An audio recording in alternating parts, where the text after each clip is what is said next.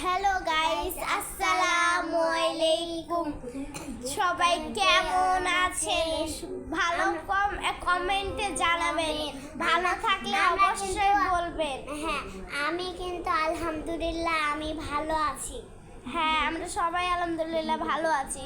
তো আমরা এটা আবার হচ্ছে যে রোজা ঈদ সব চলে গেছে, তার জন্য আমরা আবার ব্লগ শুরু করে দিয়েছি। এখন আমরা ডেইলি ব্লগ করব না, তো হচ্ছে যে আমরা এই ব্লগটা করছি, তার জন্য আমরা ওই ঘরটা সাজিয়েছি। তো এটা হচ্ছে কোনো নাম্বার ব্লগ না, এটা তো আমরা আজকে ফার্স্ট ব্লগ শুরু করলাম।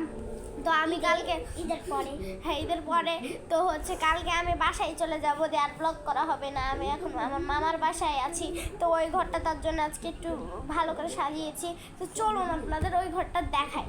চলো আসো, আসেন দেখাই।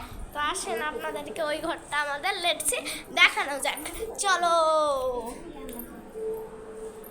তো এখন আমি পিছনে ক্যামেরা করলাম।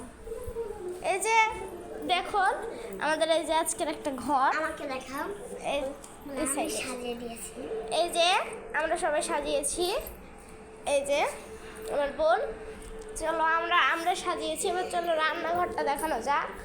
এই যে দেখুন রান্নাঘর, আমাদের রান্নাঘর খাবার তৈরি করেছে, তার জন্য এই অবস্থা। তো হচ্ছে যে দেখুন উপরের সেলফটা কি অবস্থা, তো ওই তার উপরে একটা দেখুন নতুন করে সব বানানো হচ্ছে।